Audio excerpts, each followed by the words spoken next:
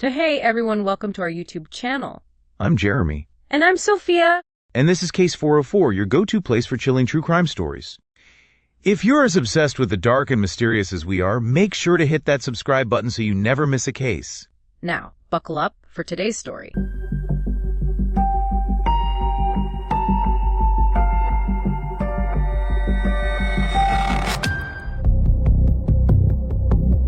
Welcome to another deep dive.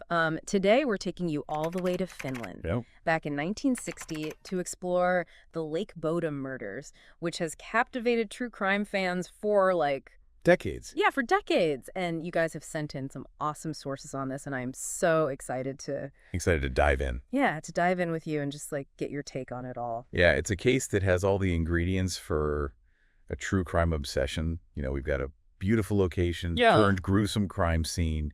You've got conflicting evidence and a mystery that just won't go away, right? Even after all these years. And it really, I think, taps into that kind of fascination we have with the unknown. Totally. Okay, so let's paint a picture for our listeners. Yeah. What was it like back then at Lake Bodom?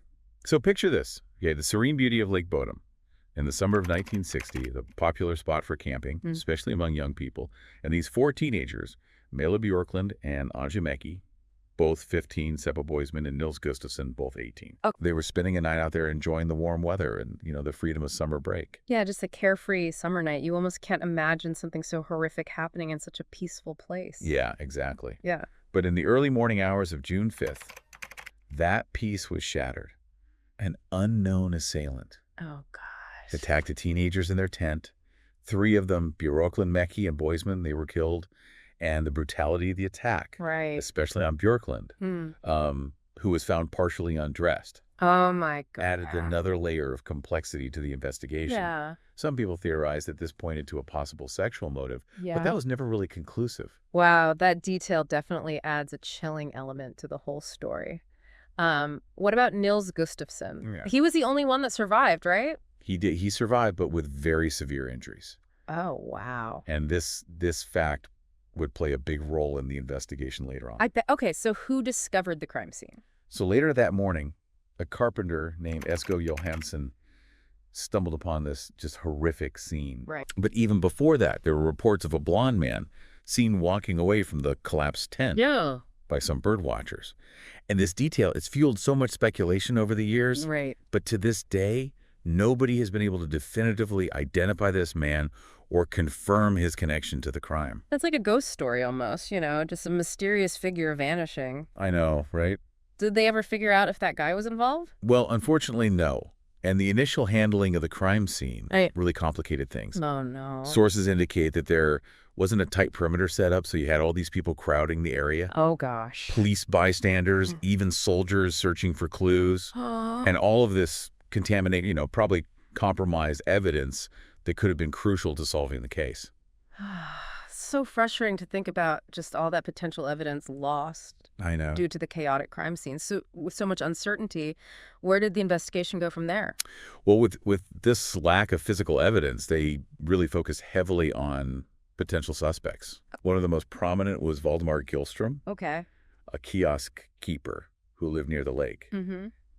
He had this reputation for being volatile. And even allegedly confessed to the murders. Wait, confessed? What did those confessions actually say? Were they detailed? Did they match the evidence at all? Well, that's where things get murky, Okay. The specifics of his confessions have been debated for decades. Some accounts say he vaguely admitted to being at the lake that night. Okay. But nothing concrete ever linked him to the actual murders. Right. And you have to remember this guy, he was known for erratic behavior. Yeah. So the validity of his confessions was always in question. It's almost like he wanted the attention whether he was guilty or not. Yeah. It's chilling. But if the police didn't have any concrete evidence, why was he such a strong suspect? Well, there were a few things that made investigators suspicious. His behavior after the murders was odd. Okay. And there were rumors he'd been seen washing bloody clothes. Oh, my God. And then to add to the intrigue, 9 years after the murders, Gillstrom took his own life. Oh. In Lake Bodom, no less. Talk about a haunting detail. It's almost too perfect for a mystery novel. I know, right? So did they ever definitively rule him out? Despite all the suspicions surrounding Gillstrom, no physical evidence ever actually tied him to the crime scene. Right. And his suicide, while adding fuel to the fire, It could have been driven by any number of personal demons, not necessarily guilt. So he remains just this perplexing figure in the case, someone who might hold answers that we'll never know. So if Gillstrom wasn't the guy, who else were they looking at? There was another suspect who kind of piqued the interest of investigators, Hans Assmann, former German soldier who lived in the area. The sources mentioned that he showed up at a Helsinki hospital with bloodstains on his clothes the day after the murders. Wait, so he showed up at the hospital covered in blood the day after the murders? That's a huge coincidence. Did they investigate that further? Absolutely. He was immediately brought in for questioning.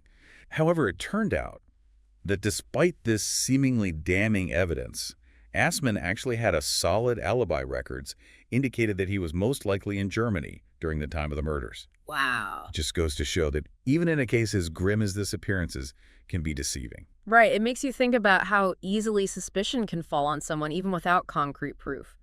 So if both Gillstrom and Assmann were ruled out, were there any other strong leads? Well, for decades, the investigation seemed to hit a dead end. Yeah. The case went cold, but the mystery remained, becoming kind of woven into the fabric of Finnish lore.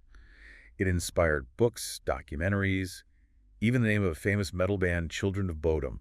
Oh. It was a case that refused to be forgotten. It's incredible how some stories just capture the imagination and refuse to let go even after all these years. But this case takes a dramatic turn decades later when the investigation shifts focus to a surprising individual.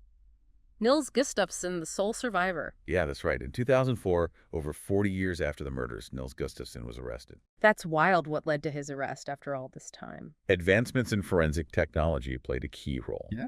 New analysis of the evidence, particularly the bloodstains at the crime scene and the nature of Gustafsson's injuries, led investigators to believe that he might have been more involved than he initially claimed. So what exactly did this new forensic analysis reveal? Like, what was different about it compared to the initial investigation? The prosecution's case really hinged on the bloodstain patterns. Okay. They argued that the distribution and trajectory of the blood spatters suggested that Gustafsson wasn't just a victim, but an active participant in the attack. This, combined with the re-examination of Gustafsson's injuries, led them to build a theory around a drunken brawl gone wrong. So they were suggesting that Gustafsson, despite his injuries, could have been the attacker. How did they explain that? Their theory was that Gustafsson, in a drunken rage, was excluded from the tent by the others. This led to a fight which escalated into this violent frenzy, and they claimed that Gustafsson, fueled by alcohol and anger, was capable of inflicting the fatal blows before collapsing from his own injuries. That seems like a bit of a stretch, doesn't it? I mean, his injuries were pretty severe. How could he have overpowered 3 other people in that state? You're right to question that the defense argued vehemently against this theory, highlighting the medical evidence. Okay. They emphasized that the force required to inflict the kind of injuries seen on the victims far exceeded what Gustafsson, with his own wounds, would have been capable of. So it became a battle of the experts, forensic evidence versus medical analysis. What did the court make of all this? It was a long and highly publicized trial, but ultimately Gustafsson was acquitted of all charges in 2005.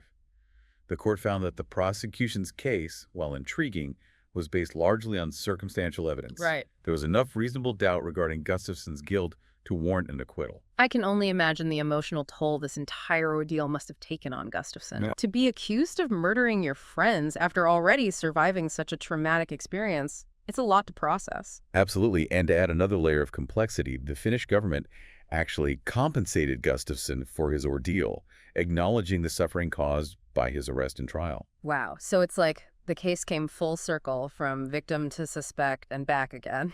It's almost Shakespearean in its tragedy. So after all these twists and turns, where do we stand today with the Lake Bodom murders? Despite decades of investigation advancements in forensic science and numerous theories, the Lake Bodom murders remain unsolved. It's crazy to think that after all this time, even with all the tools they have, investigators haven't been able to crack this case. It seems impossible. Yeah, it really speaks to the complexities of this particular case. We have the issue of the contaminated crime scene, the passage of time, the fact that so many key players are no longer alive. Yeah. And even with the arrest and trial of Gustafsson, more questions were raised than answered. It's like the lake itself is holding on to its secrets. It's kind of a sobering thought. Realizing that sometimes, despite our best efforts, some stories just don't have a neat and tidy ending. Exactly. The Lake Bodom murders serve as this chilling reminder that some mysteries may never be fully solved. Right.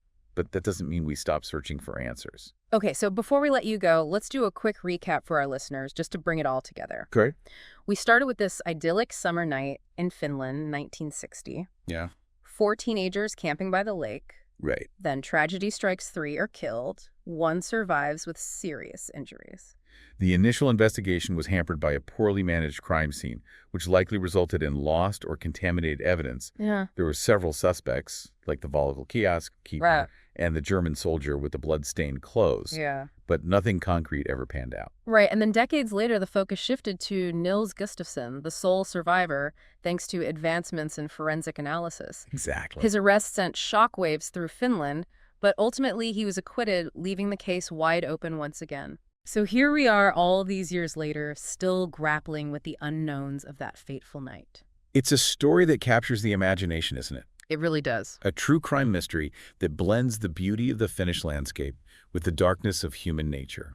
It certainly does. It's a story that'll stick with me for a long time.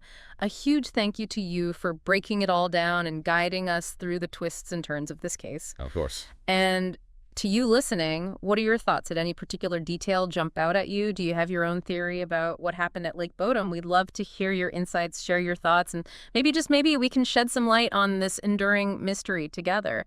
Until next time, keep exploring, keep questioning, and keep the curiosity alive.